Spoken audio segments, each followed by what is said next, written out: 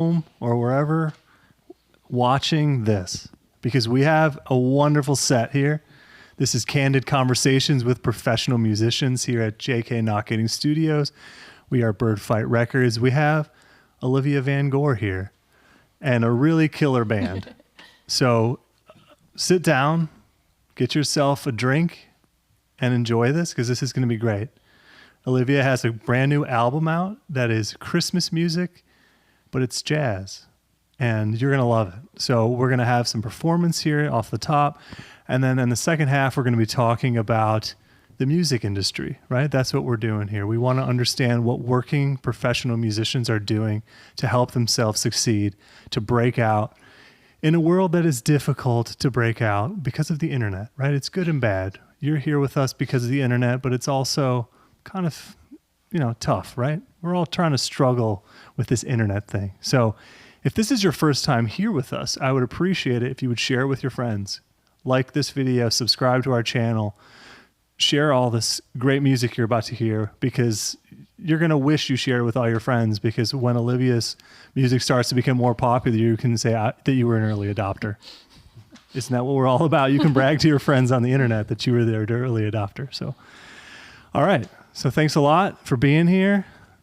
Enjoy this. And if you have questions, comments, please light up the chat. That's what we want to see. We can ask them all the questions that you have on your mind. It's a lot of fun. And also tell them how great they sound, and tell John and Cass how great of a job they did on these Christmas decorations. As you see all the different shots, you're going to see all the wonderful decorations that are in here, and please thank them. So appreciate you guys being here. We'll talk soon. Olivia, take it away. Thanks, Tom. Here we go. 1, 2, 1, 2, 1, 2. Santa, did you get my letter? Did I find my special present by the tree? Was he difficult to find? I love that sweet and kind. Will we kiss under the mistletoe while the snow keeps us inside? Santa, think it's now or never. I might wind up all alone if not for you. If you're sure he's right for me, I'll be waiting patiently. Santa, will you make my Christmas dreams come true?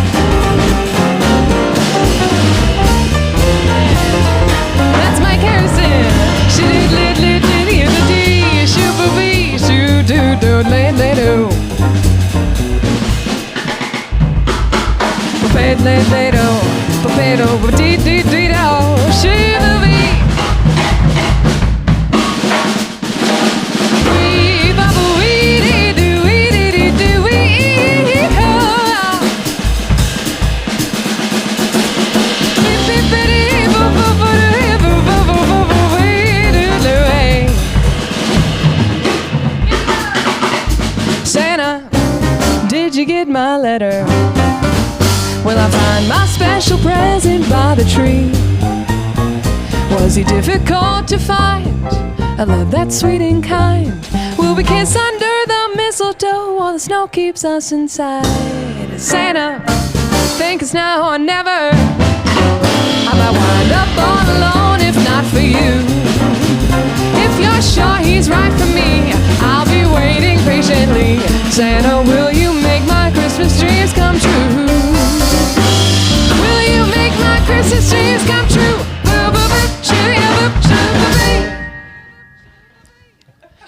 Woo, coming out. Awesome. Coming out of the gate strong on that one. All right. Very cool. We're so happy to be here. That one was an original. So the Christmas record is half originals and half covers. But we're going to do a cover next. So right. The Familiar. That was Unfamiliar. Now here's Familiar. Thank you. Silver Bells. 1, 2, A 1, 2, and.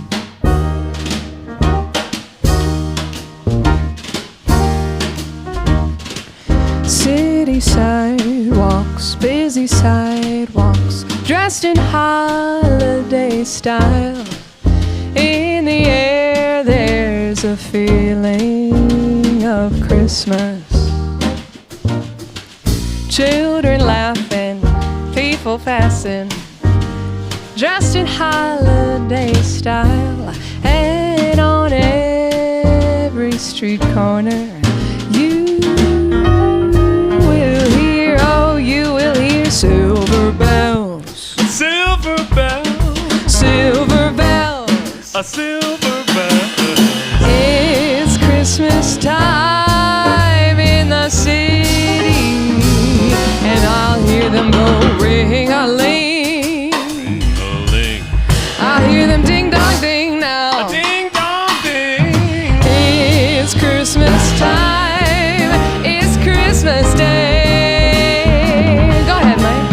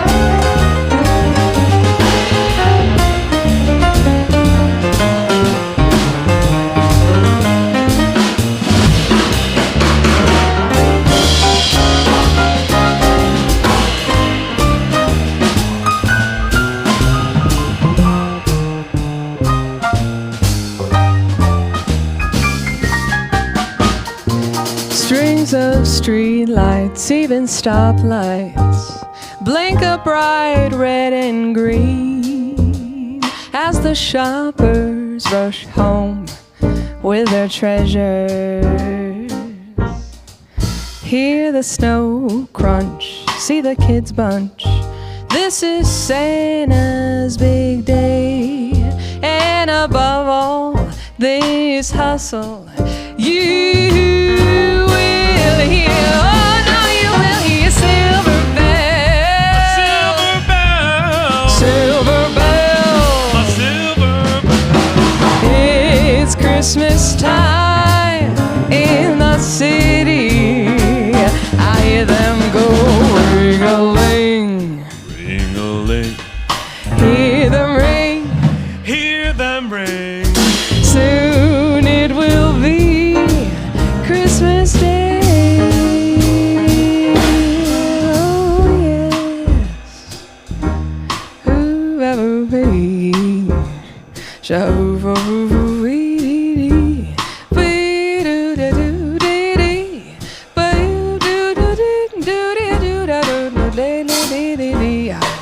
shove it away.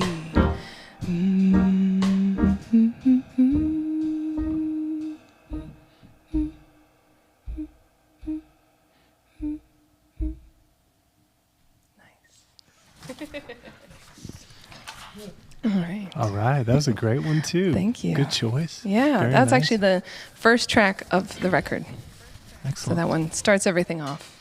Yeah, it's a good way to go. Mm-hmm. How old is that song? Oh gosh, you're testing me. I know. Who I knows, have Ruben? Do you trivia for know? you. Mike, do you know? I mean, it's It gotta actually be. isn't because I paid for it. I paid for the cover, so it's not public domain yet. Oh, okay. I'm guessing 40 something. I'm gonna guess Okay. Good guess. 1940 something. I love the call and response you guys are doing, too. Yeah. I could see that being a fun thing to improv a little bit every time and see if you could make each other laugh. I kind No. of thought like the way you were going to make her laugh with something, you were giving her a look like, I'm going to say something, Sometimes. keep you for a loop. Yeah, that happens a lot in this band. That's good. Great. All right, next we're going to do a song from one of the classic movies. So this is another cover. But you'll notice the covers that we're doing are not we'll say, a typical arrangement. So I wanted to pick songs from movies that aren't already super popular. And if you know the stop motion classic Santa Claus is Coming to Town, then you might recognize Put One Foot in Front of the Other, which features Dave on the drums. Really? Oh my gosh, awesome. So you're gonna recognize this.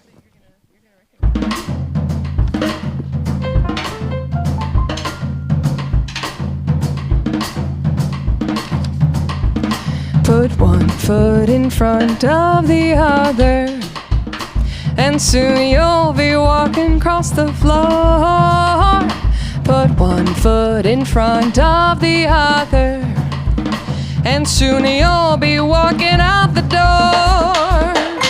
If you never will get where you're going, if you never get up on your feet, come on, there's a good tailwind blowing. A fast walking gal is hard to beat. You put one foot in front of the other, and soon you'll be walking across the floor. Put one foot in front of the other, and soon you'll be walking out the door. If you want to change the direction, your time of life is at hand. Well, don't be the rule, be the exception. A good way to start is to stand.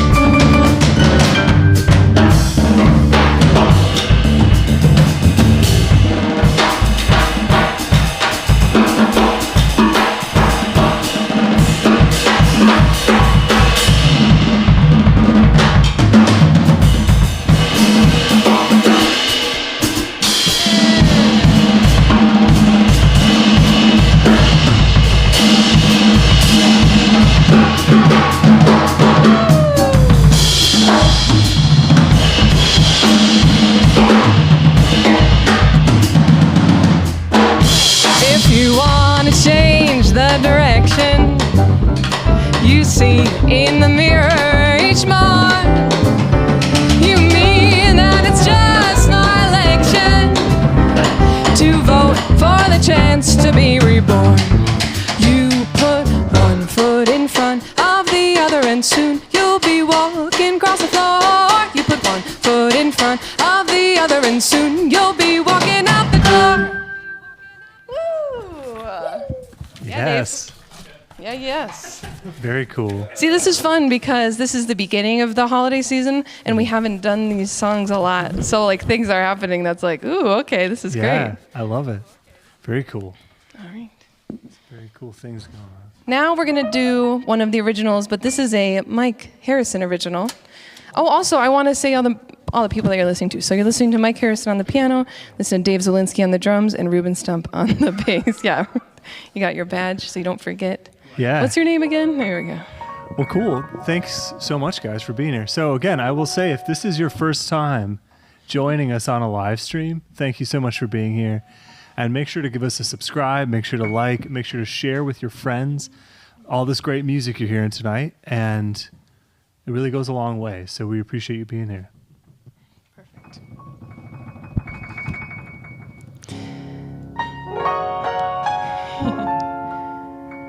I see a present watching friends get opened by the fire from the tree. With her bow shining bright, how she hopes that she might get to meet her happy family. I see a cookie lonely looking at the crumbs where old chums used to be, and how patient he waits to be picked from the plate. He'll be loved for his taste, he believes, but up on high he's sways and sighs, just waiting for her kiss. That mistletoe would like to know if there's something she missed. I see them all as snowflakes fall. The present greets a smiling face with glee. That last cookie is gone, and as Santa moves on, Mrs. Mistletoe can see a Christmas kiss and happy family.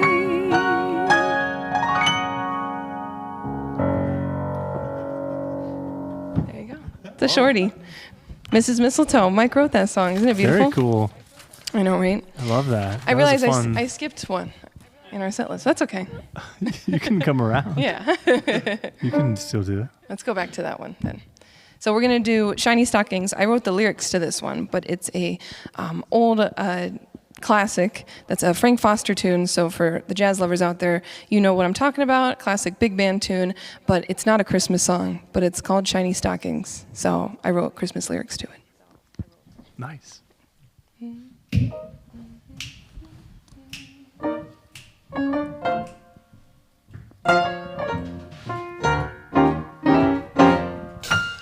Those red Christmas stockings that I hang each year with you, I hang on the fireplace for all of us to view.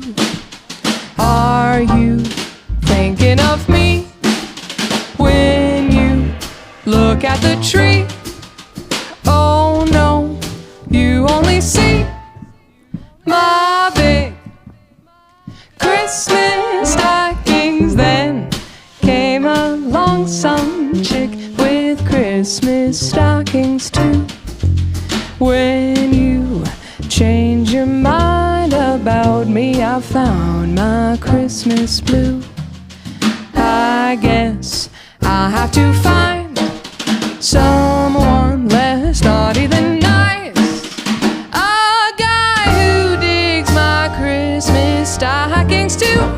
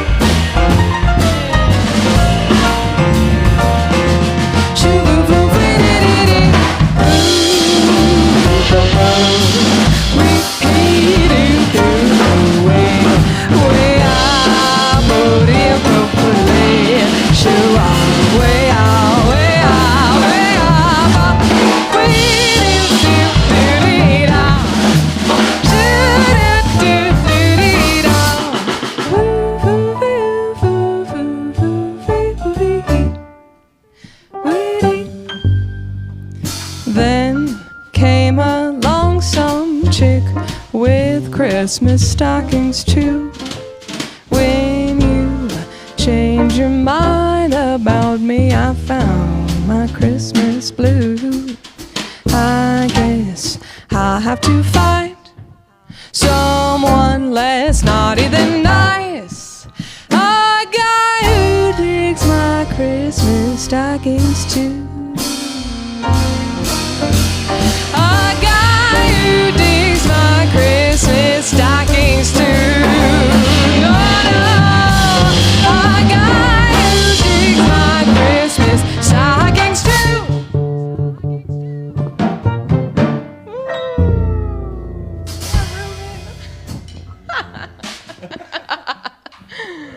All right. Those shiny stockings, shiny Christmas stockings. Wonderful. Thank you. All right. So anybody out there who's watching, let's get some love for this band in the comments going. We appreciate you being here to watch.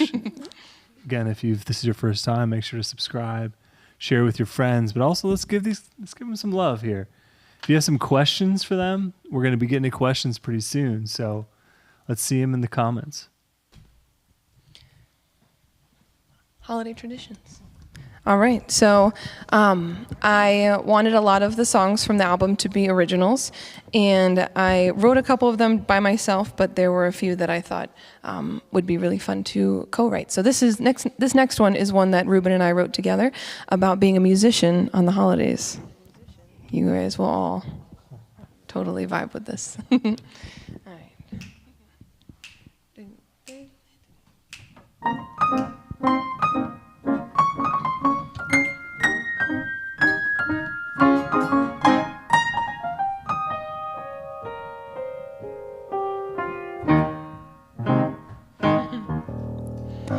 Can't meet your family on Thanksgiving Day.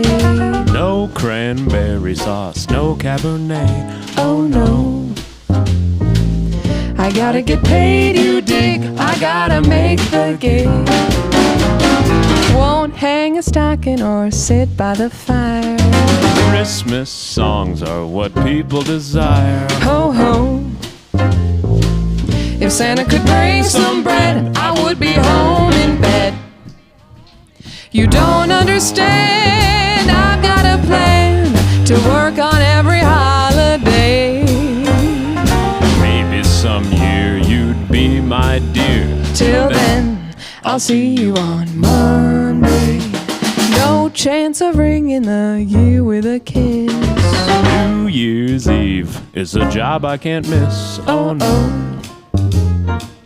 I have a tradition too. This is what musicians do. Every year,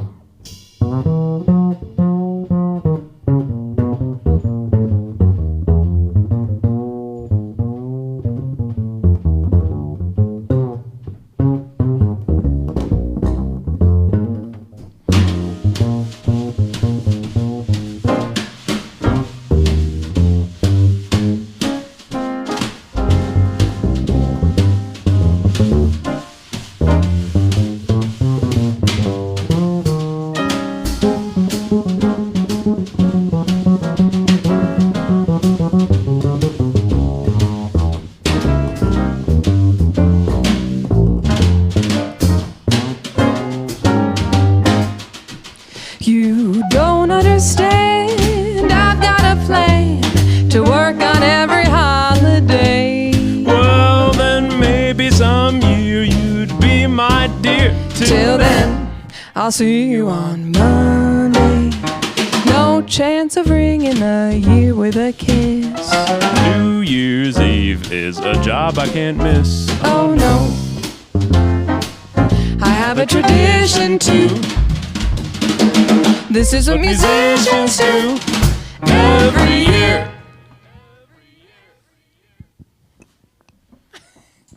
Do you get it? Yeah, I'm happy you gave that little bit of introduction before, because it didn't make as much sense when you were practicing it beforehand, but it was cool to hear. It's not like an anti-holiday song or something like that. No, it's just like I'm busy. Yeah, right? All right. That's cool.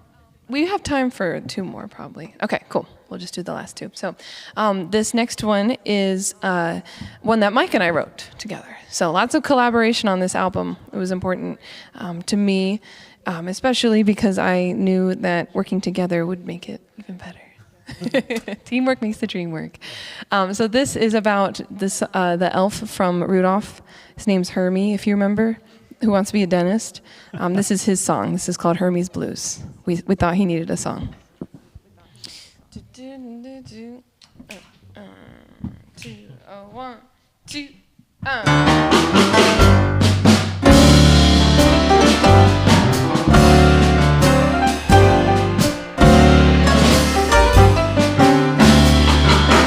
Why do other elves like making toys so much? Does it make them happy, a Christmas spirit and such? Why can't I get in it? What makes me so different? Feeling like a misfit again. When every elf is smiling while they tinker away, I'm dreaming of a place where the boss elf doesn't say, Hermie doesn't like it, but toys just ain't the right fit. I know I'll be a dentist someday. Well, I have heard of an island where there's others like me, the toys that boys and girls don't want under their tree. With them I'm not broken and I don't need to be fixed. You can't fire me, Santa, 'cause I've already quit.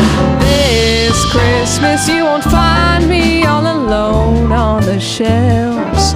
With Rudolph here to guide us, we can all be ourselves. My cold, cold heart is thawing. I think I found my calling. This Christmas blues have come to an end.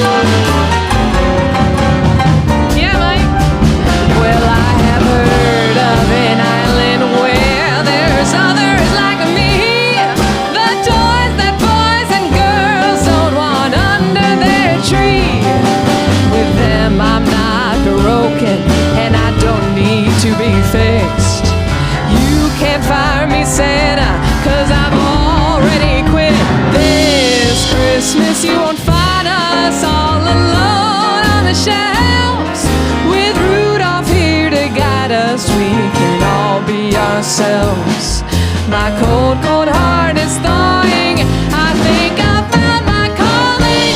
This Christmas blues have come to an end.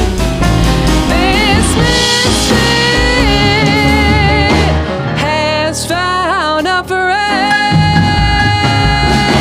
Rudolph the red-nosed reindeer.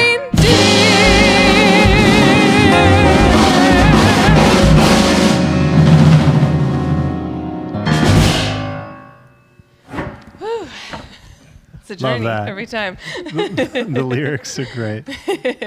Thank you. Really nice of you to give him his song. I agree. I've always thought he needed a song. Yeah. We got one more for you. All right. And then it's question time.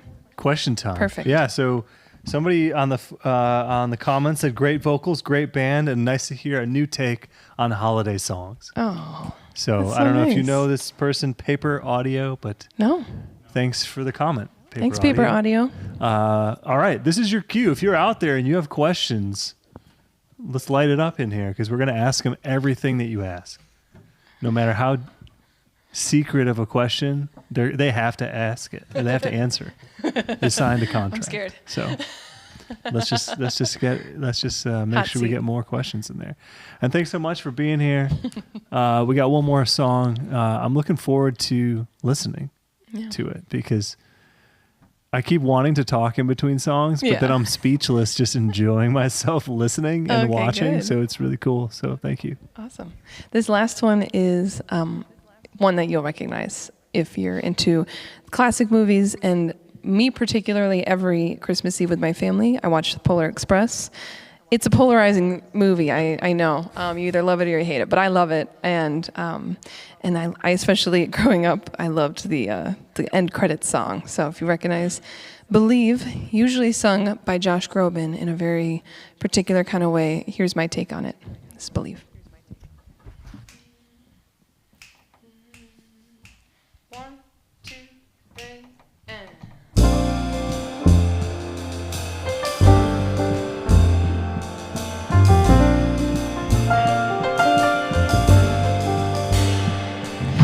Children sleeping, snow is softly falling, dreams are calling, like bells in the distance. We were dreamers not so long ago, but one by one we all had to grow up. When it seems the magic slipped away, we find it all again on Christmas Day. Believe in what your heart is saying, hear the melody that's playing. There's no time to waste, there's so much to celebrate. Believe in what you feel inside and give your dreams the wings to fly. You have everything you need if you just believe.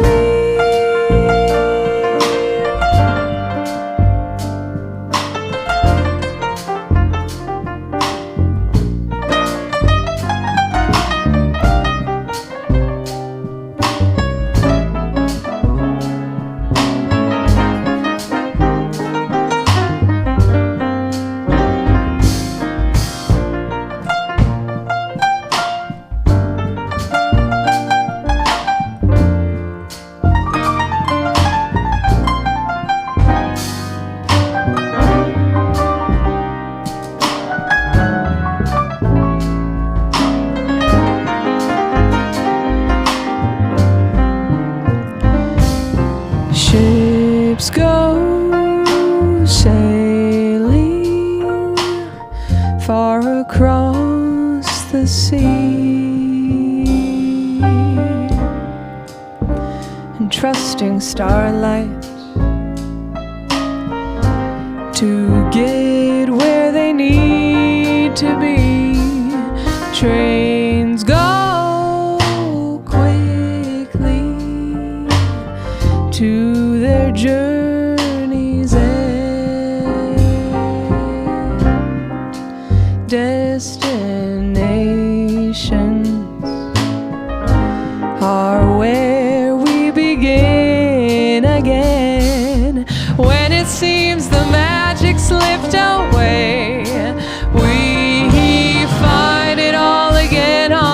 Christmas Day. Believe in what your heart is saying. Hear the melody that's playing. There's no time to waste. There's so much to celebrate. Believe in what you feel inside and give your wings. The dreams will fly. You have everything you need if you just believe.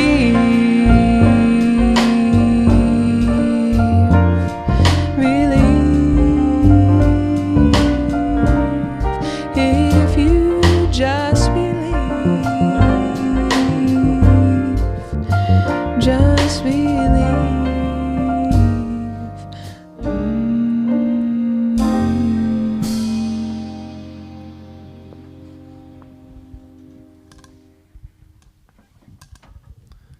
Beautiful set. Thanks so Tom. much for that. All right. So for those online, we're going to take 2 minutes to move some people around in the room here. But we're going to have some wonderful music from Mike while we do that. So enjoy. And don't go anywhere. We're going to ask everybody some questions. And it's going to be really informative for those who want to know more about jazz, who want to know more about Christmas music, and just in general to know about these fine people here. So thanks.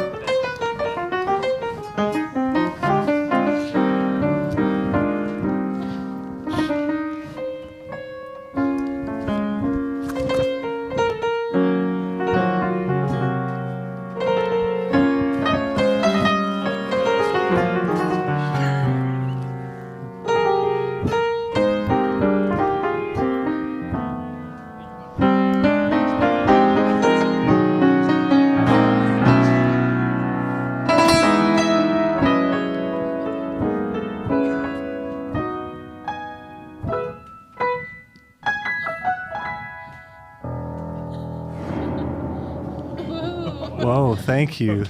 That was very beautiful, Mike. Thanks That was amazing. for that bit of music that we made you do on the spot, whether you liked it or not. So thank you for that. It's an original of mine. What a wonderful set. I feel like I'm in Thanks, a very Tom. nice and relaxed mood now. Good. I don't really want to talk. So Well, what are the people saying? the people are saying, well, I any told you questions? already, we had the great vocals, great band, nice to hear.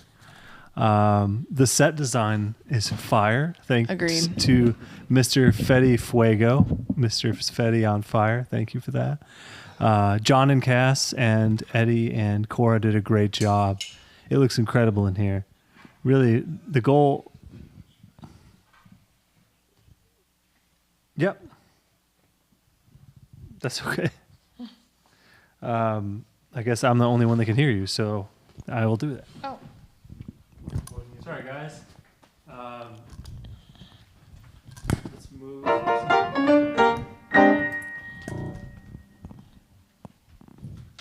Hey, can you guys stand up for 1 second? Sure.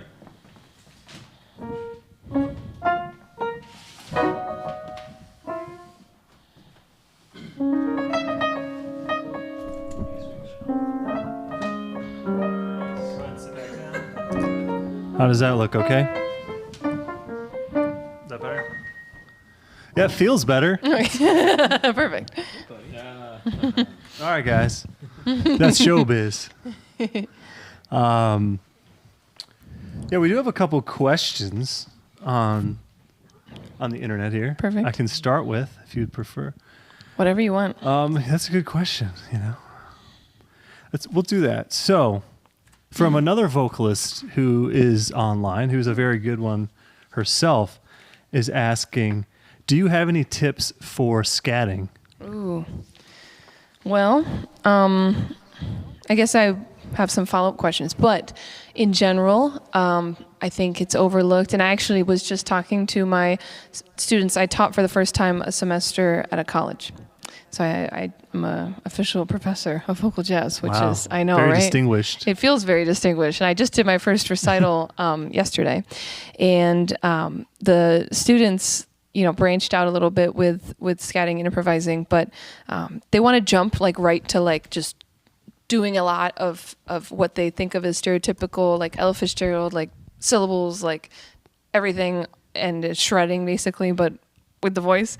And just starting small, where what if you changed every lyric of a song? So let's say you learn the song Blue Skies and you know it. So blue skies smiling at me. What if you just change that to syllables? You could practice that first. Shoo-wee, shoo-dee-doo-doo, just to get comfortable with that. And then vice versa. If you get used to improvising how a melody might change, instead of singing blue skies smiling at me, and you practice like a melody, phrasing or playing with it. So like 1, 2, blue skies smiling at me. Then you get used to changing rhythms and comfortability within improvising, and I think that is the gateway to more freedom with your voice in that way. That's really well explained, I think. Do you think that's a good? Because I think it helped me understand off the top, like you said, people want to just start shredding. Yes. They just want to do too much, right? Yeah. And it's nicer to just kind of start to get your frame of the melody first and then start to kind of make derivatives of that. And it depends on what kind of improvising you want to do. If you want to just do scales and cool show-offy stuff, it's the same as any other instrument. I think the singer equivalent is just learning a bunch of runs and stuff like that, and that's great. But if you're trying to be able to have really strong communication in a jazz setting, then working on phrasing as the gateway into more solo type, into that environment, will build a way stronger foundation of what I'm guessing this person is asking about. All right, cool. Thanks for that. That's a great answer. Thanks. All right, so I'm going to ask one more question here. Is there something else from the stream? How did you get started with older styles of music? We like it, by the way. Good. Also, Mr. or Mrs. Paper Audio. Oh, nice. Awesome. Well, I always, let's see, what's the short answer? I always liked singing, but I didn't really fit in with the ways that singing is introduced in school. As far as I didn't want to become full-on choir classical singer. I didn't want to become full-on musical theater singer. And then I liked that singing jazz, so naturally singing those older songs, then you are in an environment where there's going to be more collaboration and musicality in general. And with that, then you just discover all of these beautiful older songs that have just the most beautiful melodies and lyrics, and not that, music, it's not it just, music evolved, and there's really great things about music today, obviously.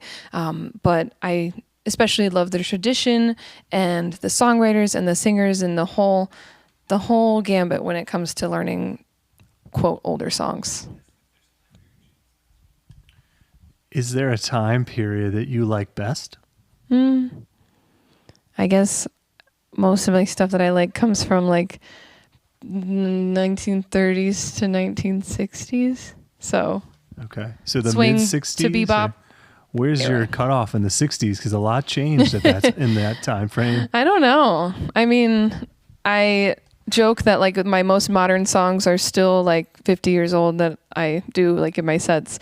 So when I think of 60s and 70s songs that I incorporate and learn, I think of songwriters like Burt Bacharach, or even I know people sometimes consider some Beatles songs into standard repertoire now, and stuff like that. But I don't know. That's also a hard question because I'm speaking from like my artistic point of view, but then I also listen to a lot of music from all types. So I'm not like just living in that era. I see. So you're listening to newer stuff. Oh, It yeah. just might not be in your set or. Yeah. I see. Because, I could see some people saying after whatever time frame, I'm done, Some people do say that.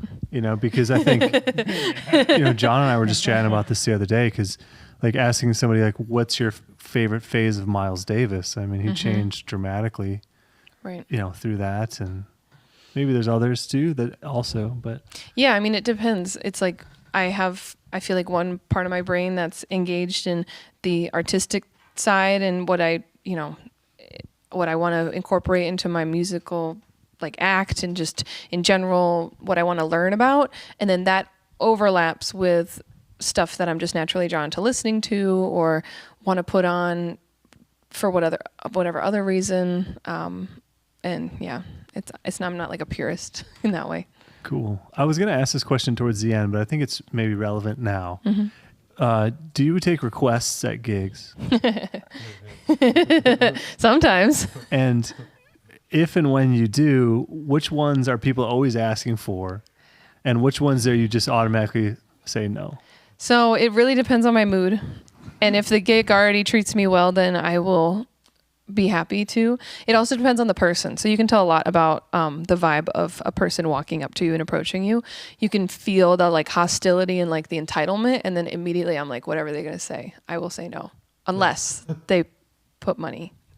I see. I thought you were going to say with hostility, you would say yes because you don't want them to like get more hostile. No. No, you got to earn it. You got to be respectful. So That's if good. someone comes up and is like, hey, like, I'm so sorry. Like, you guys sound great. I don't want to bother you, but if there's any chance, like, Fly Me to the Moon is like my favorite song, and here's $20, and like all the things that I'm like, of course, and then I just like act like, oh yeah, we can do that one. And that would be one of mine that is like the most requested. Do you like playing that one? Sometimes. The guy that wrote it was just on You have to Fallon. come up with a musical reason to like it. So I think because we play so many gigs where you are doing standards all the time, you have to come up with a different mindset if you want to stay interested. And one of my one of my first teachers when I moved here and a colleague of mine, Scott, we all know him, Scott Gwinnell, he told me to come up with a game if I was getting bored on a gig. So for me, it could be, do I know the lyrics? Do I okay, now that the game is, let's pick a different key and see what I might come up with, or let's pick a different feel that I don't normally do, or like just make it interesting in some way. Let's go, let's modulate, let's do something just to keep it interesting. And then I'll fall back in love with a song, or I'll just challenge myself. I mean, sometimes a song is just so overplayed and that's why I get bored of it. But it's not Misty's fault that everyone does Misty. Misty's a great song, but it just got overdone for me, so I need to take a break from it. That's fair. Well, that's a good, also very diplomatic answer, I think. Because I hear a lot of people, specifically who do DJ sets, that's when you get all these songs that you don't want to play, and then depending on how drunk or irate the person might be, they'll say, all right, fine, I'll do it or not do it. And Oh, yeah. That's funny that you thought I was going to say I think we all would agree that like the hostile, like annoying people are like, I'm just going to say no in spite. They'll be like, oh, I've never heard that song before. They're like, you've never heard Fever? Oh my God. I'm like, no. Can you sing it to me? I don't know it. so, yeah, I guess this question wasn't on my list either, but now came up in my mind. How much mansplaining do you have to deal with? I don't know. do you want us all to block our ears? I don't know.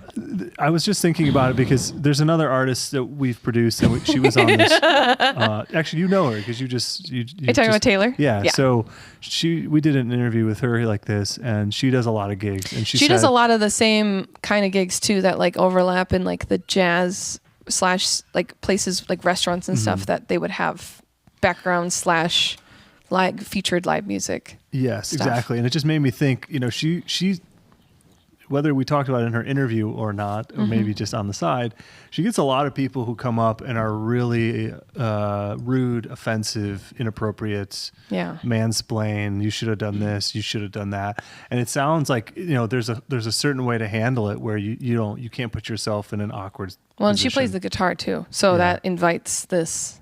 I'm sure way more. It's funny. I was thinking about when I get that kind of. When I get like the most of that, and I'll be honest, it's sound guys. They're the worst. And it's not, I could probably name 20 experiences that make me feel like I'm honestly feeling it right now in my body. I'm triggered because it's the people who like talk to me like I'm 10 years old. Yeah. And on gigs, I feel like I have the power, even if there's this like, I don't know, like aggressiveness, or I used to get way more impact. I used to get a lot of like older guys come up to me, they'll like grab my arm and then they'll want to give me advice or they'll tell me something. Yeah. I had something once where a guy came up to me and handed me a piece of paper and said, here are some critiques, and it had vocal things like, it said like work on your G's to end the word, and like all of these, like it was crazy. I was like flabbergasted. And then I went and I cried, and then I came back and I told him, and like I was like, I can't believe I don't remember what I said, but I was like, I can't believe, like, why did you give this to me or something? I was like so upset. And then later that night when I got home, I noticed, because I know what his name was, he unsubscribed from my email newsletter. So nice. Yeah. Talk about but that doesn't happen that much. I mean, I'm not trying to minimize it at all, but I do feel like not only am I able to put myself in situations where I'm not vulnerable to that as much anymore, or I feel like, I don't know, I feel like I probably ignore it more, like genuinely. And then I also feel, I don't know, like I feel empowered by like my friends, bandmates, that I'm like, if someone actually said something messed up, I'd be like, I don't know. Yeah, I think it's fair if you're with other people too on stage. You have a band, so at least you can have a little bit of look at them; they're so like tough and scary. I saw the guy with a knife in his boot over there. And I think that's obviously a big deal. If you're a solo artist, you have to be a little bit more careful. Oh yeah, no, so there's a different situation, a whole different. But definitely the sound guy thing is real.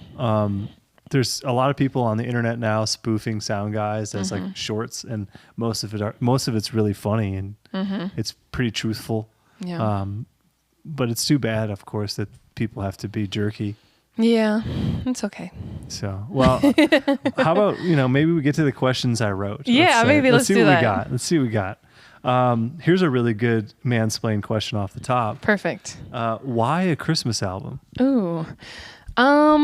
Okay, so I started off with wanting to do an album anyways, this year. And so the whole timeline of the project is all of 2025. And, I had another idea that kind of fell through, and I just thought if I'm going to do another album, which I've done, some more classic jazz albums in the past that are, I'll say like standards and a mix of stuff like that, still artistic endeavors, but nothing that had a lot of originals on it. I wanted to do something with originals, and to be honest, I didn't think that I could pull off writing a bunch of originals to do a full album of it. So then I thought, let's compromise and finally do a Christmas album, because people have asked about it. And it's something I can just have forever now. Like, this is the Christmas album. I'm not going to do it again. Yeah. And it works every year. It works every year. So like, I'm done. I don't need to do it again. And then I could experiment with originals. So, like I said, like half the album is originals, which made me really, really happy. So very cool. So how did you balance then picking certain covers for this? Because I'm sure there's ones that are incredibly popular that are maybe overdone, but trying to find more obscure ones, it sounds like what you were after. Yeah, well, I don't know. I mean, I think the biggest thing that I did was just try to stay as authentic as possible. So any songs that are covers are songs that I've either done in live sets before in the past winters, or the songs from movies that I love as a kid.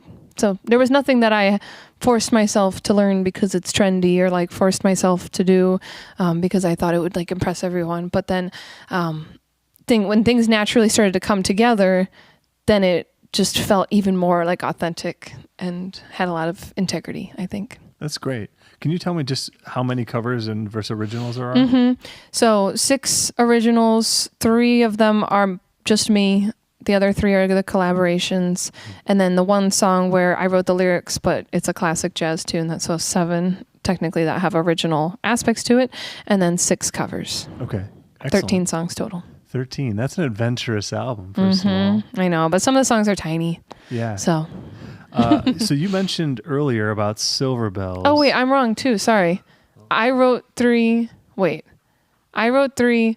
wrote 1. I wrote 1 with Ellie. I wrote 1 with 7 originals plus the 8th one. So then 5 covers. Okay. Yeah, sorry. No, that's okay. It's good to give him his credit because I saw that knife coming out of his boot. I could see him getting revved up over there. So you said something a few minutes ago when you were performing Silver Bells about paying for it, right? Right. It's not public domain. It is not. So tell me what that means, paying for it. Yep. So when you upload your music to a distributor, which anyone can do if they have the money, then you essentially are saying that I recorded this cover song. You have to declare it as a cover song, and then it will find the license for you to have it on streaming and stuff like that. I believe for mine, which is DistroKid, it's $12 per cover song per year. So I think for me now, this is like a $200-something yearly bill for all the covers that I have out. But then that's just for streaming. And you also have to get a mechanical license, and that's per item. So for every CD and for every vinyl. So for me, that's 520 physical copies of each song. Then that adds up so I had to buy 520 copies of each license for each cover song. Just in case they come up. I forget. I think the whole thing was like $700 or $800. Okay.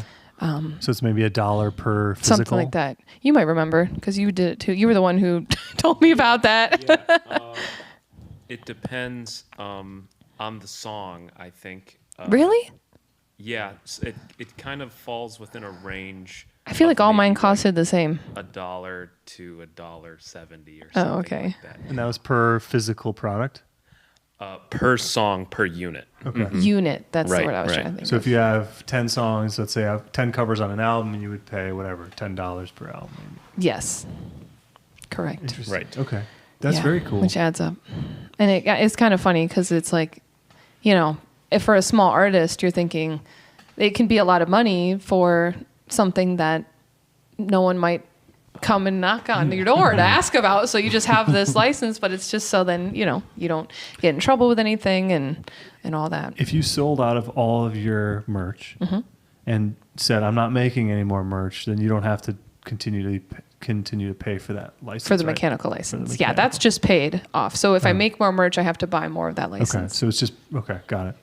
But then Though if you there's said- no record of, well, I guess there is a record because I have the receipt of how much I bought. But yes. Yeah, that makes sense. Yeah, so you could sell it out of your vinyl. If it takes too long and you're sick of, like, I'm not going to make more, then it's just done. Yes. And then if you say, I'm pulling that song off streaming because I don't want to pay this guy anymore. Yes. And that's what I did actually. I had a song that I recorded a while ago, and I don't know. I feel like I've grown from it, and I thought the price of having it still out there versus having to pay for it, and I feel like it isn't an accurate representation of me anymore. So then I just decided to take it off, and I'm like, Yeah, that makes save a couple sense. bucks. So. $12 to make on streaming. I don't know how many. Oh, gosh, I don't know. 10,000 streams or something. Probably more. Maybe. Yeah, probably more. Yeah. 100,000. So yeah, it could not be worth it at that Yeah. point. And then there's the cut that goes to, like big weapon distributors, Yes. all sorts of Exactly. drones. Drones. Yeah. Anti-aircraft missiles. Exactly. That's why. Yeah, I chose my wording there to say just whatever I said. Yeah. Not the name, but Yeah. the streaming place. Yeah. Yeah, I think that's really interesting. I personally have not put out covers, so I don't know the process. Yeah, I mean, it's worth it. I think if you are, especially when we can get to this now, a good segue to the difference in covers in the jazz world versus the singer-songwriter rock pop world, because like you won't find a jazz musician that doesn't have covers on their records, or at least a little bit at the beginning before they are, I'll say straight ahead in the sphere of more traditional jazz stuff. I guess you could call a lot of things jazz, but yeah, you won't find a lot of people that play this kind of music that if they have music out, then there's going to be elements of covers, but it's not I'm copying the way that someone else did it. It's reimagining a song within the tradition. So if you fully reimagine a song, you still pay the same rate. Yeah, right. Isn't it interesting or too? If you take half of it, or if you take just the music or just the words, I know. It's all the same. So like, which one did you redo? Just Shiny the words? Stockings. So I just did the words, but I still paid for the cover of the whole song. Okay. And like, Because that's what you have to do? I guess so. I never really, I don't know. Yeah, I mean, We're running into a wall that I'm not sure. So we just did a stream, and I'm going to divert a little bit with a guy who buys beats and whatever full songs online, and he was explaining to me like in that world you can buy exclusive rights to a track, or there's like other levels of it. You could buy it for 5,000 streams or 10,000 streams, and once you hit that limit, then it goes back up. You have to rebuy it. Or like, for example, if you buy it for 5,000 streams and I come in and buy out the exclusive rights, then it cancels you out. Oh, weird. So there's like this tiered thing. Yeah, that's the whole world. I do not know. I just learned a lot about this because this is something that's also kind of relatively new for me. People buying productions from different people from all over the world. So now I'm just like thinking of the jazz in that sense, but of course, that's not the case. Yeah. Because, Mr. Silverbell, who wrote his song 50 years ago, wasn't thinking about it like that with the streams. Yeah, right. I know. And it's kind of fitting like something that's not really supposed to fit in this world anyways. But we have to because that's now the way the world works. But yeah, I'm not entirely sure how that would work with half C's. Okay. Yeah. So regardless, though, using the music or the words, it's the same thing. Yeah, well, and especially because the original song didn't have words. Okay. Well, then there you go. I didn't. But then know there's that. a different version that has words. Okay. That was later. That Ella So Fitzgerald who are you wrote. covering, the first one or the second one, technically? Yes. It's just the tune. Okay. Because you said somebody else added Who paid- words, right? Well, yeah, but not in like a modern way. Of, like, Ella someone probably else had to adding pay words. the person too. I don't know. How do I answer this? Help. Does anyone know? Okay, how do you explain My it? earpiece is saying that Ella probably paid that first person. I doubt it because they recorded it together again. So it was Count Oh, Basie so they with shared it then. It was a separate thing. yeah. Okay. So they But would've she shared did it. write it, but I doubt. Yeah, I don't know. Interesting.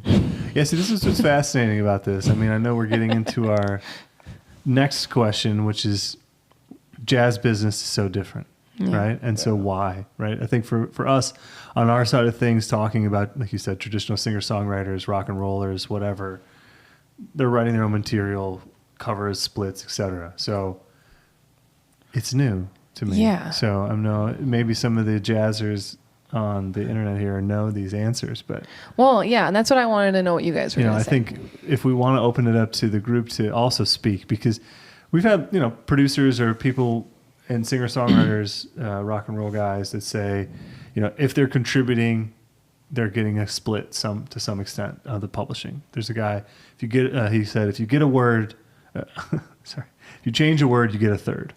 And he's a Nashville producer, songwriter. Some people in our comments section didn't like that, but I think he didn't necessarily mean one word and getting a third, but this idea of changing something to the extent that it makes a difference. Well, yeah, and I feel like then the equivalent would be Mike wrote the soli for Shiny Stockings that we do, but The what solo you said? the soli, so The, that's like, like shout the little, chorus. yeah, the little, oh yeah, I guess you'd call it a shout. That's a song. But but I feel like the consensus is that it would be a little bit out of the ordinary for someone in like the sphere that we work in, or even honestly any of you guys to be like, hey, I wrote that. Or even just Give me my 12 Yeah, cents. yeah. It's like, I don't Yeah. know what I think, the 500 streams we'll get and argue for the fifth of a penny. well, yeah. Well, I think it's also because then it's like it's arguing that you Yeah. created something new, but really you took that from other people. Like there's so much that's borrowed, anyways. So much like the spirit of the tradition and the culture is like antithetical to that like piecemealing, like getting your share of things. It's like the tradition is like built on like taking what other people have done and internalizing it and playing it like both like verbatim and like in your interpretations of things, and that kind of like doesn't work with the idea of like, this is my song, this is my solo, like I wrote it this way, you can't have it, or if you do, I need my piece. You know, it's like it feels like the whole tradition is built around like sharing of material. And it's almost like a compliment too. Yeah, Like yeah. when people play, like when you quote someone else's song or like something else that someone did, it's like a compliment moment, a shared moment where we all. Because I think that's where my question that I was going to ask comes from is, did all the other older jazz musicians just get taken advantage of to the point where it just became the norm?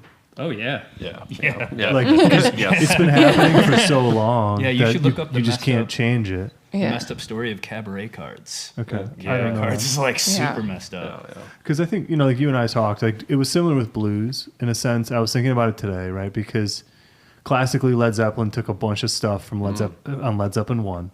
And for years, I don't know if you know this or not, right? They ripped a bunch of blues standards. It's on Led Zeppelin 1. They made them Led Zeppelin. I mean, they did their thing. But it was only like 20, 30, 40 years later that now if you buy the album, it says written by Led Zeppelin and the artist. I didn't know that. That's So fun. somebody sued them. Yeah. I don't know who, like maybe the family or whatever. And so that's kind of what I was thinking about today. And is Ooh, did and I the have jazz people who have gotten ripped off for, let's say, 100 years, they just have never gotten around to saying, hey, you owe me something from this. well, and I wonder if it was if it was another jazz musician that was taking those songs, that there wouldn't be as much of this feeling of like, hey, you took what I did and you made it, and you made a bunch of money off of it. Like, I can't imagine, like, I think it was also the fighting of rock musicians, and like I guess, where am I going? I could go in a lot of different directions with this, but so there's the history of in the 60s and in the 70s, then jazz took a deep dive, and then rock musicians, or even starting in the late 50s, took off, and then that just changed the whole vibe. So this vibe of we share together, we complement each other by borrowing each other's things, we build off of each other, and we give each other the credit because we're all in this community. Then there's someone else from a different community of doing music a totally different way, playing different kind of stuff, taking it and not even acknowledging. Then I think that's probably what made whoever sued, or whoever, I think that probably lit the fire for them. It makes sense. I mean, Led Zeppelin is huge, right? And they've made a ton of money. So to go after them from that artist standpoint, whatever song, Right. there's money to be had, presumably, if they have a strong enough case. I know they've actually gotten sued a few times over Stairway to Heaven. And it's a different kind of thing, but apparently they had an opener for years who had that same chord progression, and that openers claimed that they ripped it from them. And they've sued them like a few times. But point being, it's like, because you had mentioned, like I mentioned this question before, and you said like it's similar with blues. I'm sure a lot of blues artists have been ripped off, and like they've never gotten their anything. Right, but that's even hard to name. Like, Well, sometimes it depends on, like, it's your puny lawyer versus a big team. Like, Right. there's a musician that we collectively know who wrote a bunch of tunes and arrangements for a band that he didn't join. And then this band used these arrangements and appeared on a redacted famous television show. I know And this this story. person caught that and started to say, like, hey, you can't use that stuff. That's my material. And they were signed by a very big redacted record label. And that record label said, well, it's you versus our team of lawyers. Sure. You know, and even if you have a claim, like, yeah, they can just slap sue you into the ground until you can't hold your head above water. Did he have any like copyright or proof that yeah. he did all that stuff? Yeah. So it wasn't just like hearsay? It wasn't hearsay. He Yeah. had the proof, but it was like, do you have the money to keep up? pony up and keep up and go after it? Because these people can just keep you tied up in court forever and ever and ever. So it's, that makes sense. So what happened then to him? He just had to let it go? dropped it and let it go. Did he get any money or anything from it? Nope. No credit either? Nope. Wow. Yeah, that's tough. Yeah. I wonder though. And these are jazz songs, excuse me? Yeah. To go back to I it? don't know entirely what didn't ask. You know. Got it. I'm assuming not, but Yeah, I don't remember. I know the story you're talking yeah, about. you know, yeah. Yeah. You have Yeah. to tell me the name after, 'cause now I'm dying to know. I do. I wonder, like, I feel like it's just a lot of, if the jazz musicians as a whole general community had more tenacity to go after these things, then it would inherently kill the vibe of trust and community. Yeah. So then we would just not make the kind of music that we make anymore. I think I'm going to be hypocritical or not hypocritical, whatever my word, I can't think of now. Devil's advocate. Thank you, William. Every musician we work with says the same thing, jazz or not, that the business kills the vibe. Yeah. So it's, I don't totally disagree, but it's one of those things that like, there's those who have more business savviness to their ideas, and they typically, I think, succeed more because they know like the ins and outs of some of it. And I'm not trying to be mean now, but it's funny to me. Like we met at that conference, right? And people are like, I don't work with the business. I'm like, well, you have to at some point to succeed or to know what to do next. Yeah. And I think seemingly those who have backgrounds in business or marketing end up becoming more successful artists. Yeah. Just because they know the ins and outs of things. Yeah. And I think for me, your music or the album seems like a great platform to get on licensing catalogs. So yeah, we're talking about streaming. It's like pennies, like for him or for them or whatever. But if you get in a commercial or in a movie, that's like actually real money. So if your splits are or are not in order, that's when people can say, hey, I need my bit. So I did this. Remember this? Yeah. So I thought, I'll preface, I don't have anyone doing anything. Like I don't have a manager or like a booking person or anything. So, and I do gigging full time. So sometimes I have to decide to let some things go. I have a lot on my to-do list that I would love to have time to do and take the adventure on. And I have a friend who worked in sync licensing for a while. And I was feeling really ambitious, we'll say July, when I had all the masters and everything. And I learned like how to upload to Disco, which is the platform. I learned, all those things. It's not easy or super straightforward. And then, the outline of what I would do if I wanted to pitch to ad agencies and pitch to, movie producers and all that kind of stuff.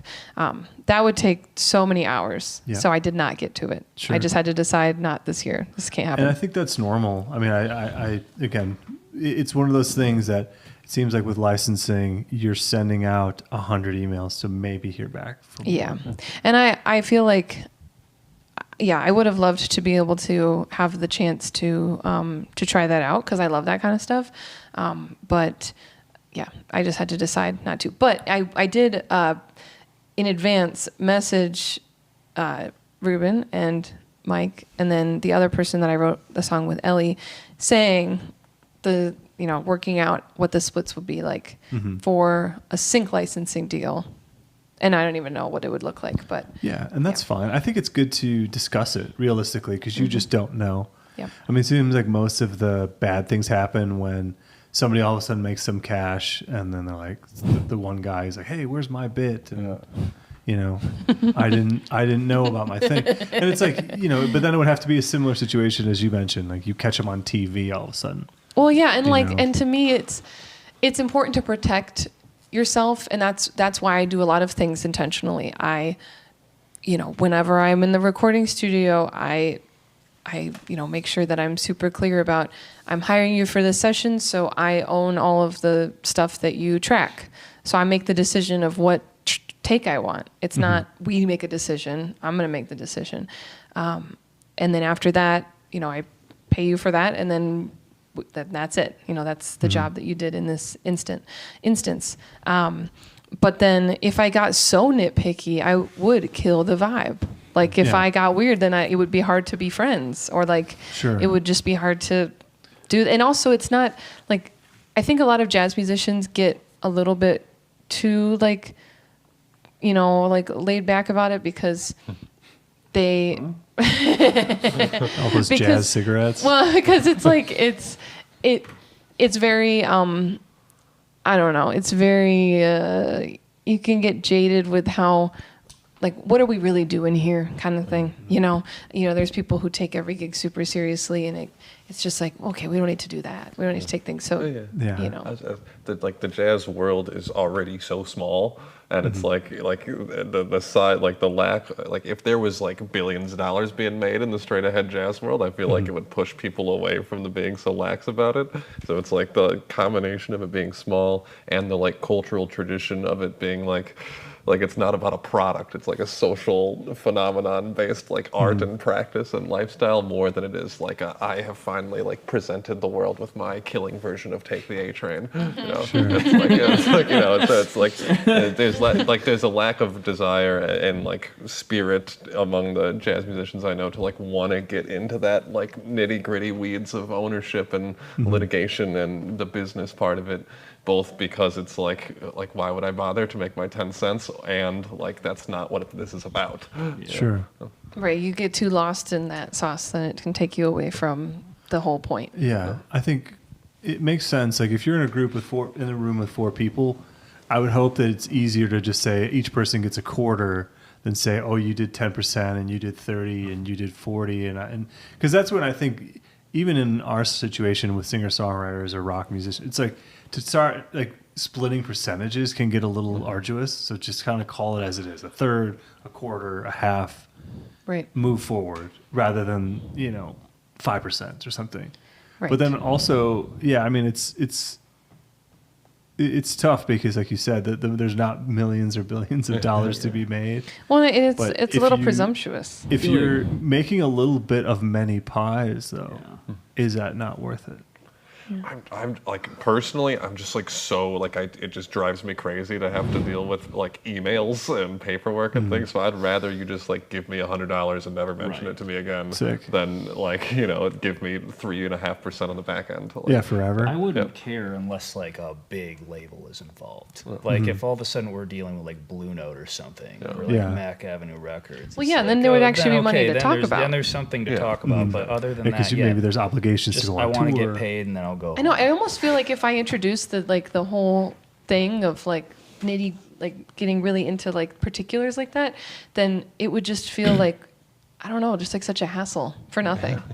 Like I feel like that like the hassle of it becoming the artist burden is like a part of the like difference between now and when this was popular music, is that like Ella Fitzgerald was taken advantage of by our managers, but also didn't have to know or do any of it. Sure. You know what I mean? It's I think like everybody has to be their own media manager now. True. It's this will maybe come out funny, but I think how easy it is to take advantage of people, frankly. Yeah. I think even now in the age of technology, we could easily take advantage of people here by saying, hey, we're going to do really good for you. Just sign this. And most people would probably say, sure, and just do it. Yeah. But the idea of like pre-internet to just show up in like a Cadillac with a gold watch, people will be like, this guy knows everything. We have a new Olivia Van Goor coin coming out. But and I think that's like what you said with Ella Fitzgerald, and like however many countless artists who've gotten taken advantage of, just because like, they're coming from something like kind of a smaller living, and some guy with like a gives them a check and says, hey, you can be big like me or whatever. It's also like back then it was like performers weren't the writers, weren't the managers and the bookers. It's like people wrote songs professionally, and then it's like, you know, the Fats Waller version of that song is the one that got popular, but it's like 4 other people recorded it and 2 guys that nobody knows wrote it. That's a good point too, and like many people were doing the same tune, and then one of them kind of took off. And like because like that is just gone now. Like people don't successfully cover a Beyonce song. It's like it happens. People put covers constantly online, but it's not like, you know, Taylor Swift doesn't cover a Beyonce song. It's just like not going to happen. She can't do a good job. Actually, one guy that we produced does a killer job of Halo. Yeah. I was going to say John Mayer did do EXO. Absolutely, that it doesn't happen. Yeah, he hates doing it at gigs, and I always tell him it kills. And he's like, oh, I don't want to do it. But every time he does it, people just lose it because it's not what you would expect from him as like a introspective singer-songwriter. Yeah. Stuff on the radio now has 7 it's not songwriters. the same though. sentiment anymore. It's not like the tune stands alone on itself compositionally and then is written for people to do in different instrumentations in that kind of way. Yeah, exactly. Because, you know, what John was just saying too is like a lot of like even the Beyoncés of the like there's 7 songwriters on that song too, that's like, and like 5 producers or whatever. Like what a song and an artist is now is like a complete package, and where then it was like the musical stylings of Elvis, and like he would do that song. And it's like then you wanted to hear Elvis's take, his presentation of the song, and it's like what he did and who he was not like the whole thing. And now it's like as pop artists are their production, which is a whole team that's not them. They are their writing, which is a whole team that's not them. they're just a face. They're at their that whole point. aesthetic, which is designers that aren't them. Like, And there's ghostwriters too. Definitely. I think this is really fascinating stuff. Anybody online have some specific questions that they might want to ask these guys? I would like to touch back a little bit more on your album, and then we can get back to trashing the industry. But realistically, you know, you've put out a great album, and I think that's where, you know, getting it into licensing catalogs, I know it's not easy, but it seems like a great opportunity. Yeah. You know, I hope at some point, because we've had some placements land for some of the guys we've worked with, and they pay a couple $1,000s, and they're usually like local commercials, and that's like I would say like the least, you know, the bottom of the pay scale. So a couple $1,000s is still real money that you can do something with, not like streaming. I don't know how long it would take you, like 3 million streams or something. Yeah, But, for sure. So That's the goal. for you, what is your release plan? Like, what are you doing this month with this album? Oh, yeah. Well, I mean, a lot of the release plan happens before, as you know, but then now it's just finally being able to follow up with everyone that I've ever gotten in contact with that are interested in my music, then now following up in whatever way that looks like about it, and then doing a bunch of gigs. So that's the main thing. So Going on the road. What are some of the highlight gigs you have this month? Yeah, so locally, if a lot of people tuning in are Michiganders, I have December 14th in Farmington Hills with the Henry Ford Big Band, but then also these 3 are going to join for quite a few songs and mix and match with the band as well. And then December 18th, all 4 of us will be at Cliff Bell's, downtown Detroit. And then, yeah, quite a few other things. I'll be in Royal Oak on Friday. I'll be Southfield on Saturday. These aren't like as much like sit down shows, but you know, some gigs and stuff like that. Some private events. Carytown Concert House in Ann Arbor sold out, so cool. Sorry. If you wanted to come, you can't. But if you are in Ann Arbor and you want to see me, I'll be singing with the Ann Arbor Symphony December 20th at Hill Auditorium, which is so cool. And then I'll be in Pittsburgh. I'll be in Akron. I'll be on the west side of Michigan. And then South Bend, Indiana. Wow, okay. So there was a question earlier. Okay. Somebody asked, what is your favorite place to play in Michigan? And I think this is a good one maybe for everybody to answer. So far, it's been Carytown. I was going to say Carytown, too. Best sounding room that I've played in. Okay. Yep. I don't know that. So I'm assuming in Carytown in Ann Arbor. Yep. Carytown Concert House. Okay. I'll have to It's check it out. beautiful. It's a house that got turned into a room. Oh, with it's a real house. Yeah, it's a house that is now a big room with a piano in it. That's cool. Yeah. I dig that. And it's got like art gallery vibes, literally, too. They'll feature like, you know, local artists or other people. Okay. But yeah, it's like a creaky, charming house. Is that what the metal frat used to be? I don't know what. No, Anybody know what that is? no, I don't think so. No, that was a joke. Sorry. That just was. There was a place in Ann Arbor. It was actually a fraternity house, but it was metal kids. So it was a metal frat, and I saw a bunch of hardcore bands there Yeah. a long time ago. Cover bands. Yeah, you went to U of M. Did you ever go to the Yeah, did metal you ever go house? there? Did you ever go there? I did one time Okay. to see a show. It is not the same thing as No, the Carytown. no, I'm kidding. However many years ago I went, it was like I didn't know where it was. I was like asking people on the street like, how to find, and I was like, "Do you know where the metal frat is?" And people were like, "No, I don't know what the hell that is." Yeah. But it was 16 years ago. So like there was no way. Like I didn't have a smartphone. And Right. I kind of knew where it was, and it's just like finding my way. For me, And, I'm blanking on the name, but what was that place near Woodbridge in Detroit? It used to be a punk venue. Oh, it's Trumbullplex. Yeah. That Yeah. was my hang. Yeah, I think it's still there. I see, It is. You know, it's they're just not a punk still. venue anymore. Oh, they don't do shows anymore. They do. It's just not a punk. Not venue. as much. It's That's not- too yeah, it's bad. not I as- saw some really good shows there. Yeah. Okay. The last time I was there, I saw a guy roll up, with a tucked-in shirt and tie. Mm-hmm. And my friend and I were like, "Yeah, he just rolled right in from his job at Quicken Loans." Because very quickly the shirt came off, but the tie stayed on. So he was just shirtless and just like losing it in the pit. And eventually the tie was around his head, and he was having a good old day. I've done that where like I've been playing a gig and I had like a 90-minute set break and there's someone I wanted to go see at L Club, so I just roll up late in a suit, Nice. and then watch whatever I wanted to watch and then go back to my gig. That's cool. So Yeah, that's great. I mean, you got to, especially with something you want to see, you Yeah. got to be there. So, okay, you said Carytown, right? Did you say your favorite venue to play? I think, for one, Carytown is super fun because, like they all said, the room sounds amazing, just acoustically. As a bass player, I don't have to plug in there, which Oh, is wow. really, really nice. I Interesting. can just, it's so resonant. I can just, get a full sound out of the bass and everybody can hear it. But I think personally for me, at the moment, it's been Moriarty's Pub in Lansing, Okay. because that's You my hometown that's my boy. hometown, and I'm there every week in attendance, but also performing. Can you sit in and jam there? Is that- Yeah, they always have a house set.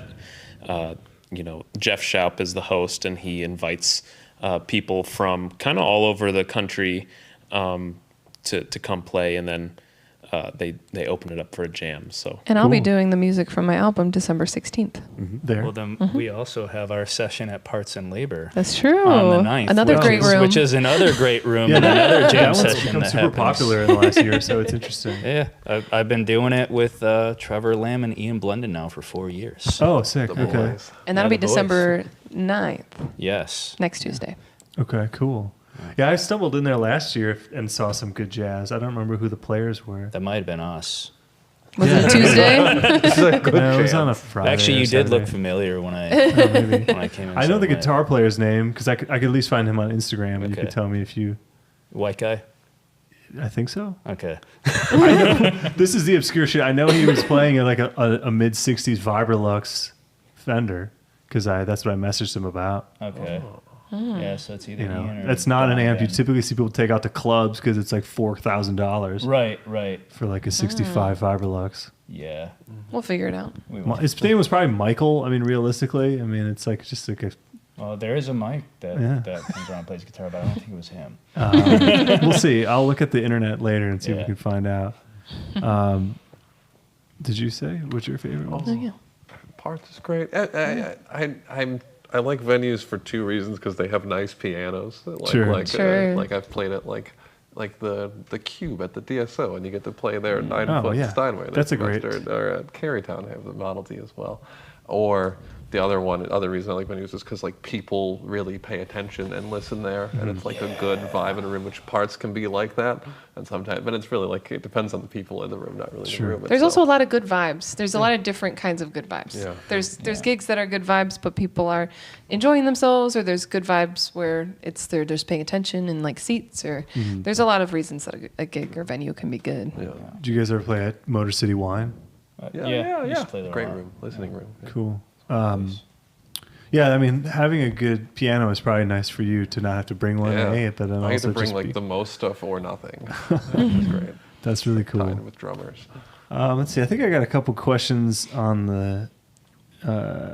the stream here, but I want to ask you a little bit about your merch. So you did make some vinyl. I did. And you also made some CDs, correct? Yes. And I made Christmas cards and stickers. Okay. Christmas cards is a good vibe for this. Is this your first vinyl record? Yes. Okay. How did you choose to decide to print that? Because I noticed that other people were doing vinyl at their shows and selling a lot of them. So I thought, well, looks like people are buying them. Money. Yes. Vinyl for sure. Well, and I'm gonna sell it in some way, and it's clear. It's so clear that people will buy vinyl before they'll buy CDs anymore. So we have 3 vinyl records on our label that we have here. 2 of the records we produced, one of them we didn't, but it's a friend of ours. And yes, people buy vinyl. So one of our artists who sold a lot of vinyl said he typically sells vinyl to people who don't have record players. I know. And we did 100 green for him and 400 black, and he sold out of the green like almost immediately. Yeah. He said a lot of people buy them for just kind of the novelty to have Artwork. and the artwork. Yeah, he did a record sleeve to like have some lyrics and some stuff, which is cool. But yeah, for sure, the vinyl is a good way to make some money. I'm thinking compared to since we've been trashing streaming. Yeah, right. I feel very optimistic so far with how things have sold, that I will sell out of what I bought this year. And so then the goal is next year, because honestly I was scared to choose the like color options and all that stuff, is to do possibly it would be cool because I also didn't use all of the time on the record to do like one extra song. Okay. And then do like a different color or like a swirl. Yeah. You can do red and white color swirl. Makes sense. Candy Adding cane. another song is going to cost a lot of money though. What do you mean? Because you'd have to get a new lacquer. What do you mean? Like to add a song to the record, you'd have to get a new lacquer. But I didn't use all the record. time on the record. Yeah, but they'd still have to make a new lacquer to press the record. What do you mean? They have like a thing Yeah, that sorry. sandwiches the stuff. They gotta make a So it'd be new- the same one, but it would still cost what I paid for this one. Yeah, you would pay Yeah. again though. Yeah. So if you just printed more records for color, you wouldn't pay for the lacquer again Right. because the lacquer's already cut. Okay. I And guess I didn't know the and breakdown plates are with made. that. So we learned unfortunately a lot. Yes, good and bad. A lot of things in the process only because we had a bad press that we had to figure out how to mitigate. Yeah. But yeah, so you print the lacquer and then they make the plates, and then you could make records forever. You just essentially end up paying for the packaging and the Right. the I plastic. guess the way that I did it didn't break down Yeah. the pricing. So I'm just fine with paying what I paid again. Yeah, because then that's totally fine. Yeah. It's cool then if you do add a song, of course, for the exclusivity and for like the freshness of it. But definitely the color is cool. Because, I mean, it is one of those things, and colored vinyl doesn't sound as good either than compared to black vinyl. Is that true? But it's just what people like. Yeah. So how many records did you press? 270. 270, okay. And I think you told me you worked with the same company printed your records as well as you made your CDs, right? And Yeah. how did you find them? I know you said they were based in Seattle, right? Yeah. So 4 years ago, I researched my bare minimum that I understood how to research to press my first CD. I just found this really user-friendly, eco-forward company called Atomic Disc. I got on the phone with them really fast, answered all my questions, and I liked the price. And I didn't really know any other people that were making CDs to ask around here. Sure. I was pretty new to everything, so just brand loyalty with them. I think that's fair. I mean, realistically, that's what you want. I mean, You sound. I think you had a good customer experience, right? With that. Oh, yeah. What was the turnaround for the vinyl? Do you remember? I mapped this out earlier because I wanted to make like a timeline of my whole thing, but let's see. It was like it was June that I had the masters, or maybe it was July. I can't remember. And 3-4 then months or something? yeah, well, it was like a couple, like I would say a month and a half to get the test presses, and then after approving those, like another month Okay, that's pretty good. or like another month and a half. Yeah, that's pretty good. Yeah. I think we worked with some people recently who got some records made in like Eastern Europe, and I remember asking them why, and it was because it was like a 1 month turnaround. Yeah, well, and that's where they, I forget where, honestly, but it's somewhere in Eastern Europe that they outsourced it from. So that's where it came from. Oh, okay. So that's where it came from. Interesting. Okay. Yeah, But 'cause honestly, I don't know any other questions that you'd ask. I have no idea. that's fine. Because we worked with Archer Records in Detroit for ours. It's third generation, which is really cool. Yeah. But really, we had no idea in the beginning. We price shopped 3 different places. I don't even remember the other 2, frankly. And they were the best price and the best timing because we were looking in like 2021 or 2022, something like that. And that was when there was a huge backlog because there was a plant that burned down. And also found out later, like Taylor Swift took over every single plant. Yeah, that will change. If an artist like that releases vinyl, that will push back anyone. Yeah. So I think when we were looking, it was like 12 weeks or something. But realistically, so this guy, Archer, he quoted us a good price. We went with him. I found out later he prioritized us because we're Detroit-based artists, or the artist, whatever. And he said, I typically do that for people who are in the area, which I think is cool. But I didn't know that. But then right then and there, we built a relationship with him. We also had a bad test pressing, so it was a whole learning experience and et cetera. So now it's like we just go right to him, and he's going to give us the price that it is. Yeah, I know. And I think I would love for it to be sourced here.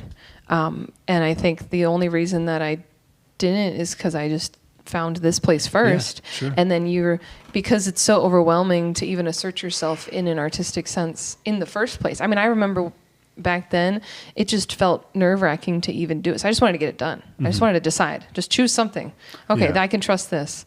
Because I was very, very sensitive and aware of not trying to do anything stupid or be taken advantage of or anything like that. So I was like, I trust this company. This makes sense. This looks good. All of the things that, are just, I'm sure, when you look at it, it's just like the website branding and stuff like that. But it worked. You had a good experience the first time, and that's all that matters, Yeah. realistically. I know John found a mastering engineer 10 or 15 years ago that he loved because he did some records that he really liked, and we still use that mastering engineer Found now. out today he's up Yeah. for a Grammy next year.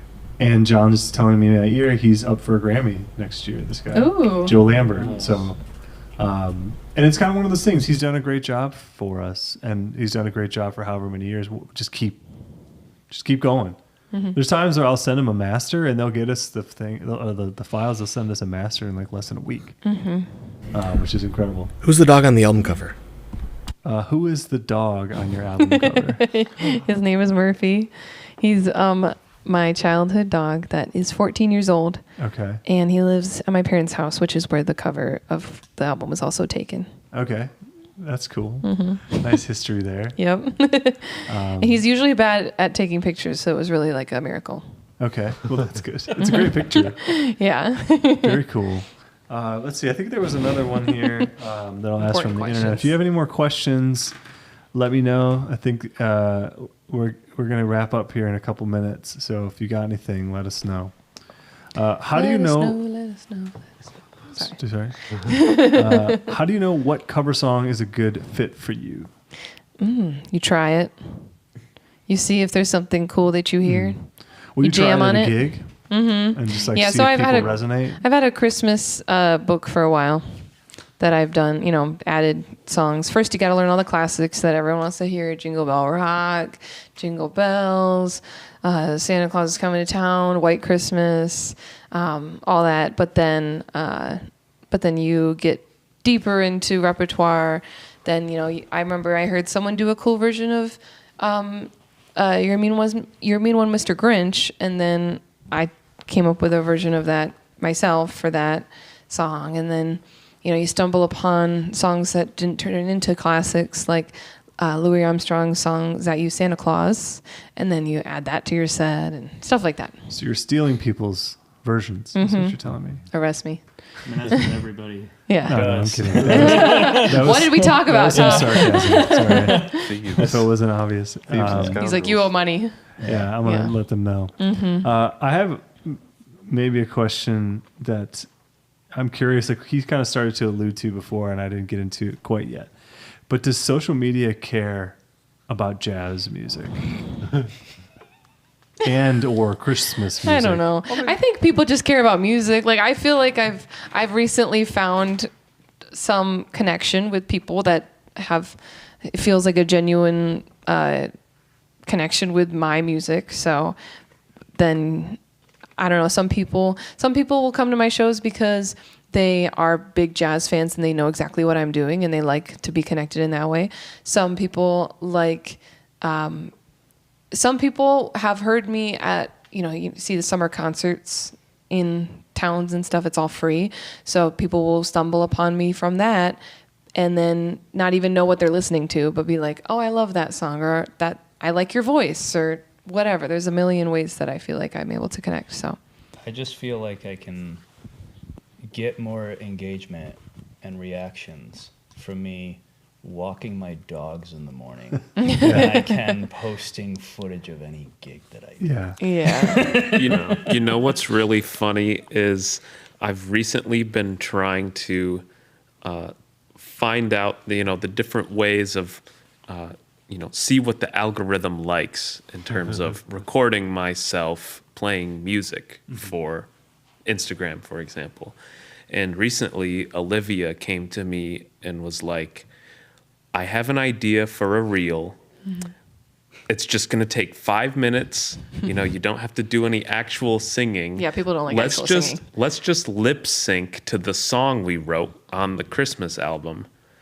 And then it got like 27,000 views. So instead of you guys just playing it. Yeah. Yes. Well, and I don't That's know wild. exactly what the reason is, but I think it's just, I saw something once, another singer that I follow from Nashville. Her name's Abby Flowers, and she posted about how she said she came to the piece that she is not a viral voice, and that's actually okay. And she's a singer that connects best in live settings. So then my thought is like, okay, if I'm trying to fit into this niche of like something that can be ingested and connected with quickly, that's not even what I'm going for in the first. I want to use this to get people to come to gigs. So I don't care what it is, just get them to come to gigs. Yeah. And I've found that by doing things that actually take the least amount of effort and are very short and just something funny, like it just has to be something funny or relatable, then that is when I get the most like visuals on stuff, and then I will engage with anyone that then engages in that way. And I've actually gotten people, I got the one guy who came out to our show to take pictures. It was because of social media, because I posted about something, and then he's like, oh, I'm actually in Metro Detroit, and I said, do you want a free to see your photographer? If you ever want to come to a show, I'll get you a free ticket. He's like, well, I saw on your calendar that you're free, or you're doing a show near me on Friday, so I would love to come. And then he came and brought his son, and they bought a vinyl, and they took pictures. Cool. Those are the best kind of fans. I'm not anti-social media because of that. Happens like There's that. people like me that engage in it so little that it actually makes people like her upset. And then Yeah. I literally just do it the old school way of like, you hear about me word of mouth, and that's Sure. how I work. And that is fine. But I refuse to lose out on stuff and throw in the towel. Yeah. There's a threshold I think to it, because you want to post your music, playing it, but nobody cares about original music regardless of jazz or not, I think, Right. until it's popular, and then all of a sudden it blows up. But it's Right. like this really slow, steady thing. That's why I think relating with people with memes is like the way easier because then and then that's how you can then just introduce yourself, and then people want to see. They might actually then check it out. Yeah, I think for us, our main objective is to kind of work towards YouTube. That's what we're doing here. Yeah. And we can have the same clip across all the platforms, and it doesn't do as well, I think.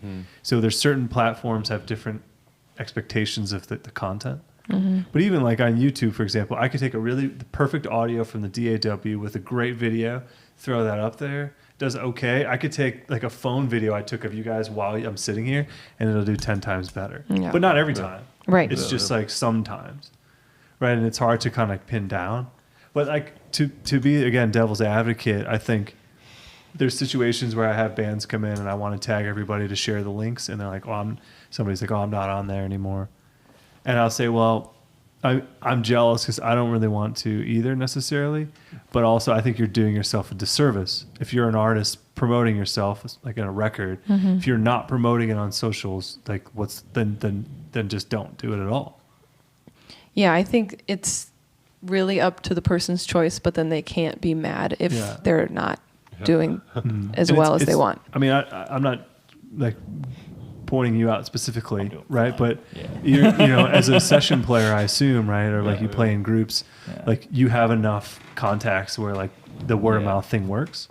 But if you're promoting an album, because I know people who are promoting albums who are like, I'm just going to play gigs. Yeah. I'm like, but you don't have any following at all right now. And like you're new in a way. It's like, you got to get out there to some extent.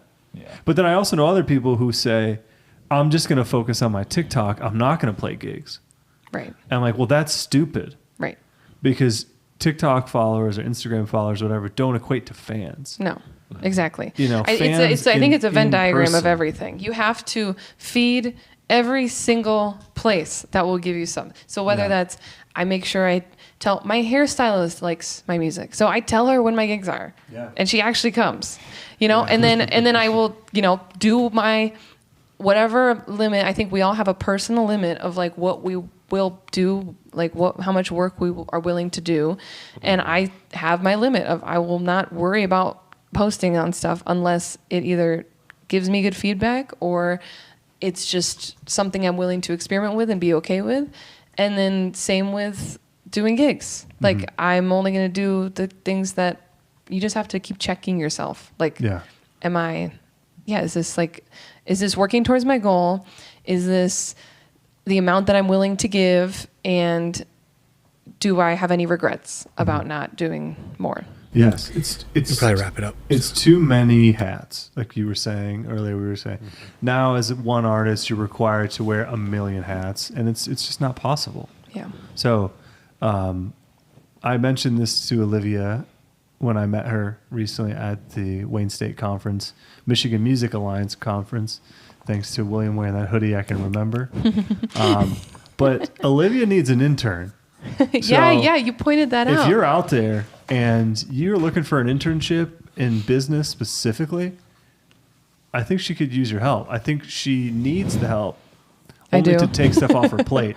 I think she's So managing desperately. really, really well. But taking stuff off the plate helps you obviously open up to other things. So we last year got hip to internships through Wayne State. And now we've had a couple, and it's really great because, I think we love helping people in a way here too, but also it takes some of the work off your plate. Well, and you were so smart to point that out to me. And I think that goes into the avenue of a lot of musicians that I'm around, like don't know how to take themselves seriously as a business / don't want to / it's just not the vibe of what the main goal is. But that's something that I'm really passionate about. So then I feel like, why wouldn't I want to take on an intern? Because I have an LLC. Like I have, this whole thing is a business. So I think, I know I asked you about the LLC thing. I don't know if we never had to prove any like legitimacy to the business other than like we do this all the time. Right. But I'm saying like, how is it any different? Like whether you like it or not, you are a business if you're doing this stuff. You're a professional. You're doing it. So music business people out there, help Olivia get a sync license. Olivia Van Goor at oliviavangormusic@gmail.com. All right. Thanks, guys. So we have one last question here that we ask everybody on the show. And is, how do you define success as a musician? And do you feel that you are there yet? I want to hear from everyone else first. What if they don't want to answer? Go ahead, yeah. Mine is to pay like secure housing and food and shelter, right, and transportation, get my like essential needs for staying alive and not like in harm's way paid for, and then after that do as little work as possible while enjoying making music as much as possible. And cool. I love that one. Pretty much lines up the same. Don't want to lose my house. I somehow have a reliable car, be able to take care of my animals, support a partner, and then have the power to say no. Okay. Yeah. So That's a hard one. that's important. Yep. I concur in spades with all of those assessments. And I would also say that it's okay to take on a day job or a second job that's not necessarily music in order to do those things that they just described. Yeah. I think a lot of people probably say, I have to be all in, which it's really nice to be able to be all in, but if you can't survive by just doing music, then you have to, find a way to make it work. So it's okay to have another job. McCoy Tyner was a taxi cab driver in New York City after he played with John Coltrane, so you got to do what you got to do. Wow. Yeah. So he'd be gigging and then all of a sudden get into the cab, driving all the drunks around. Also depends too. You have kids or not? That changes everything. Yeah. I feel like I took the question a little bit differently, trying to think of because yes, that would be the goal for being a successful gigging musician. But then the goals I have as an artist are so ever changing, and they grow, and it's just taking on a new idea and seeing how well it does, or doing an album and doing I feel like those goals of success and what even that means to me changes so much that I have a hard time putting a number or a goal or anything on that. So the journey as an artist is its own separate thing, and the way that I feel good about myself as a singer is if I feel like I'm connected and have the musical respect of musicians that I respect and love playing with. Yeah, I'd say Cool. that. So that was always, I felt like even if I did the worst gig ever and I felt horrible about it and I didn't make a lot of money or I didn't do any of this, but then I think about after the gig, someone that I really respect coming up to me and saying, I really enjoyed playing with you. I won. Yeah. I feel like a good musician. Cool. Yeah, that's a great answer too. All of those. Yeah, I appreciate it. But also all what they said too. I Yeah. could play in a room of 5 people with someone that I really want to play with, and they could turn around and be like, man, that sounds really killing, and shakes my hand afterwards. Or I could play in a room with 1,000 people with people I don't want to play with, and all those people want to talk to you afterwards, and I don't care. Because if you don't play, your opinion doesn't really mean anything. Right. Yeah. So Yeah, that's got to be tough too. A lot of people are like, oh yeah, sometimes. good stuff. So, yeah. Well, great. Thanks so much for being here. Anybody still out there, thanks for being here. This is Olivia Van Goor. She has her new album out. What's the album title? Waiting for Santa. Waiting for Santa. Make sure to follow Olivia on all the platforms we talked about and buy her record. Go see her play because, sitting here in the band, they were killing it. So it was really fun. Make sure you do the same. And thanks for being here. We'll see you next time. Subscribe. We've got a lot of fun ones coming in January, February, March, and we hope to see you there. Thank you, Thanks, guys. Tom. Yeah, of course. Thanks, guys. Thank you. Thank you. Yay. Go ahead. You can play it out if you want. I don't know if we're live.